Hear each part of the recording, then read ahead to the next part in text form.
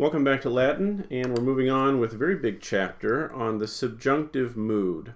So far, the only moods that we have dealt with have been the indicative mood in the verb for the most part. We've also used infinitives, which can also count as a mood, but of course they only have one form per tense, right? And now the subjunctive is going to have the same personal ending. So there's going to be a first person active subjunctive, second person active subjunctive, and so forth. The subjunctive mood in English denotes usually counter reality.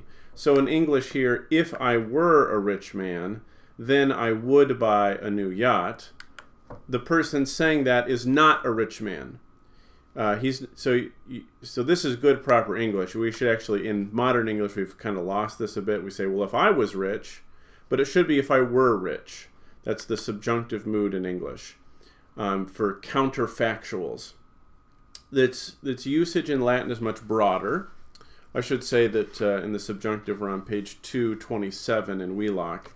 So you can read that introduction, that very wordy introduction from Wheelock as always, about what the subjunctive is doing. But let's get right on to how to form the subjunctive. Then we'll talk about its usages. To form it, you need to remember this little sentence, we fear a liar. So the vowel in the first conjugation is going to be that E from we. The second conjugation, the vowel will be EA from the word fear. In the third conjugation, it'll be the connecting vowel will be A.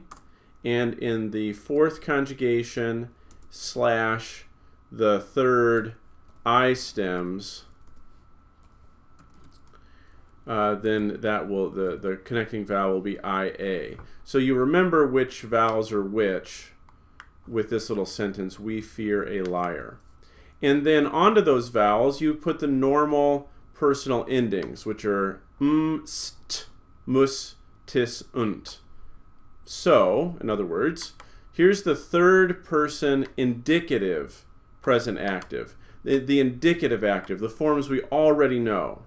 So amo, amas, amat. There's the third person.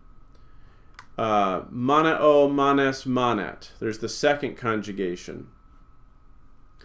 Third conjugation, ago, agis, agit. And then the fourth conjugation, audio, audis, audit. To move to the subjunctive, we're going to replace those with these new vowels that come from we fear a liar. So the subjunctive present active, third singular, is amet. So it goes from amat to amet. Manet goes to maniat. Agit goes to agat. And audit goes to audiat. So let's take a look at all these. So here's amo in the subjunctive. Amem, ames, amet, amemus, ametis, ament. That's the subjunctive active. If I pull it up to the subjunctive, to the indicative active, this is the ones that you already know. O, as, at, ames, atis, ant. Well, the subjunctive is es, et, amus, atis, ent. The vowel has changed. Second conjugation. Again, you see there the connecting vowel is EA. So maneam, maneas, maneat, maneamus, maneatis, maneant. Again, in the indicative, it was in the red here. Maneo, manes, manet, manemus, manetis, manent. Third conjugation uses the letter A in the subjunctive. Whereas in the indicative, it had used the letter I, and then it had a U here in the third plural.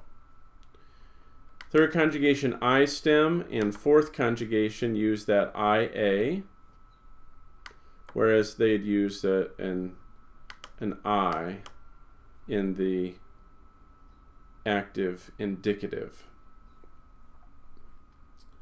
Okay, so back over here to our sheet. You can see this is going to cause some confusion, isn't it? Because this vowel in the first conjugation If I see an A in a first conjugation verb, I'm in the indicative mood. But if I see an A in a third conjugation verb, I'm in the subjunctive. Likewise, if I see an E in a second conjugation verb, I'm in the indicative. But if I see an E in a first conjugation verb, I'm in the subjunctive. So I won't lie to you, that causes people a lot of confusion. So you have to know not only not only the ending, you have to know what conjugation that verb is from. How do you know that? Well, hopefully you know that because when you've been learning your vocabulary for verbs, you've been learning the infinitive form. The infinitive tells you what conjugation you're in. So first conjugation, amare, has that ah.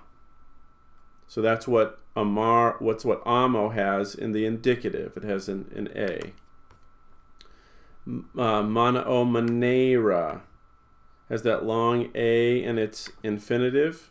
Tells you its second conjugation. It's going to use e in its indicative. Third conjugation, dukara, has a short e. That tells you it's going to follow this pattern in the indicative with eyes. Fourth conjugation, audire, is the infinitive. Audio, audire, tells you it's going to have eyes all the way through. In third conjugation, I stems, you have to learn that it's incipio with an I, then incipere. That tells you your third conjugation I stem. Those of you who have had Spanish have already been through this confusion because Spanish follows this same, and French for that matter, follows this same kind of verb, the changing of the endings from indicative to subjunctive. So I'm not going to lie to you, this is a week where you really need to get stuff straight. You need to make these flashcards for these forms and really learn them. And especially as you go forward, you need to start recognizing, you need to start recognizing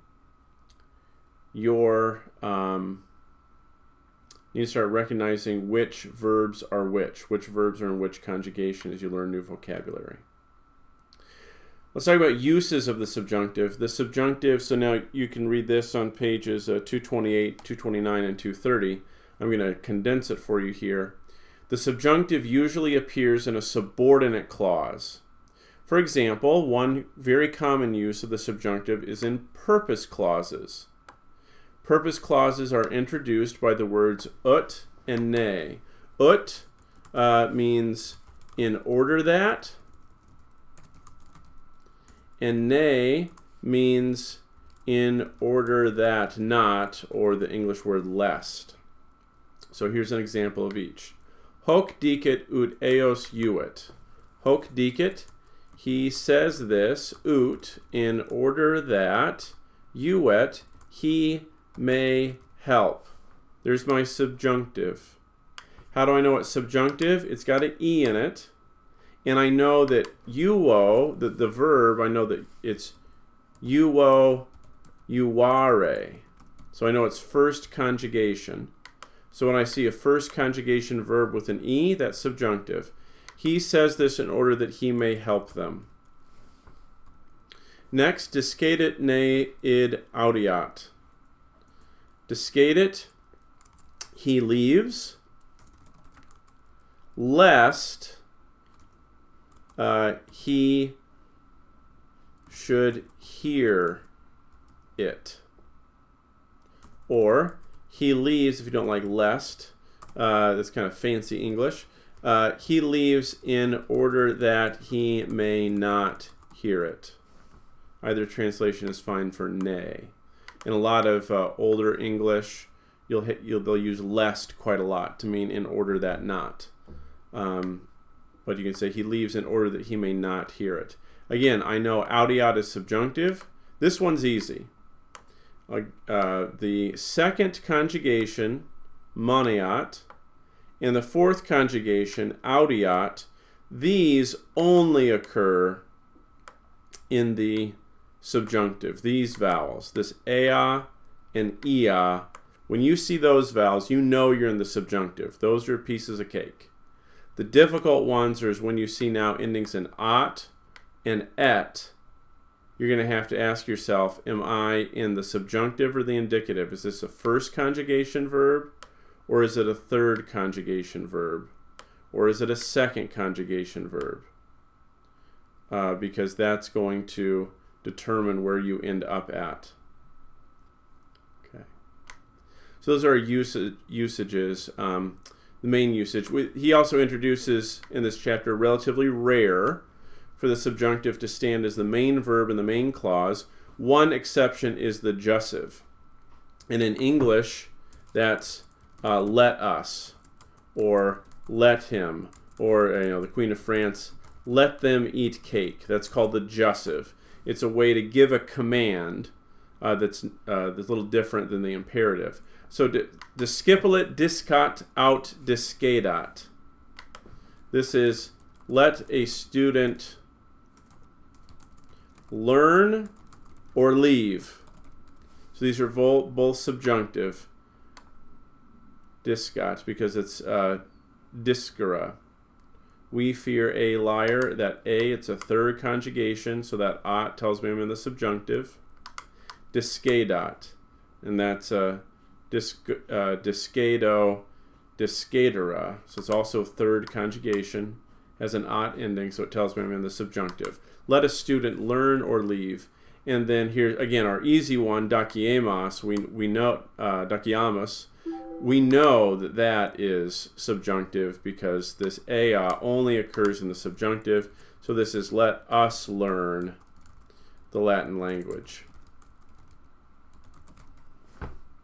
Daciamus linguam Latinam. Okay. So there's your introduction to the subjunctive. You should read through chapter 28 very carefully. And this is a week, boy, you really need to hit these forms very carefully. You might want to make all of them like this. Oh, and we should also say, he also introduces you to the passive, which again, you know the endings. The endings for the passive are ris, tuor, mur, mini, intur, and you're going to build those on the same subjunctive vowels. So you got present, passive, present subjunctive passive, and present subjunctive active to learn this week for your forms. So present tense, active and passive in the subjunctive mood will occur on your quiz. And again, these are all listed on page 228. Page 228 has all the forms you need. And then for the translations this week, in the exercitaciones, we're going to do numbers 1 and 8. Numbers 1 and 8 will be your translations that you need to work on. But really hit it hard this week learning those forms for the subjunctive. It is a lot to learn. And then get to these translations, watch the video, do your flashcards for vocabulary. Then you'll be ready for a quiz at the end of this week's work.